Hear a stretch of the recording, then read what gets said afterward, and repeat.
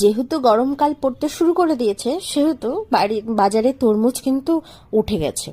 তো একটু হেংলু সব প্রথম প্রথম দেখো যে ফলগুলো বেরোয় না, সেগুলো খেতে একটু বেশি মজা লাগে, একটু দামটা বেশি থাকে ঠিকই, কিন্তু মজা কিন্তু বেশিই লাগে। যাই হোক, তো আমি যথারীতি হেংলু বলে নিয়ে এসেছি এই যে তরমুজ। তো মাকে বললাম, মা একটু তরমুজ কেটে দাও। মা বললো আমি আর পারবো না, আমার খেয়ে দিয়ে এখন ঘুম পাচ্ছে দুপুরবেলায়, তুই কেটে নে।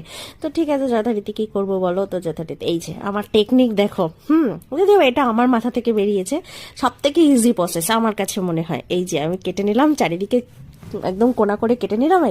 এবার পিস পিস পিস পিস করে করে নিলাম। সব থেকে ইজি প্রসেস, কোনো ব্যাপার না। এবার কাঁটা চামচ দিয়ে আমি এই বীজগুলোকে বার করে নেবো। আমার কাছে এটা সব থেকে বেশি ইজি বলে মনে হয়, আর খেতেও সুবিধা, অনেকগুলো করে পাওয়াও যায়। ঠিক আছে, তো এই যে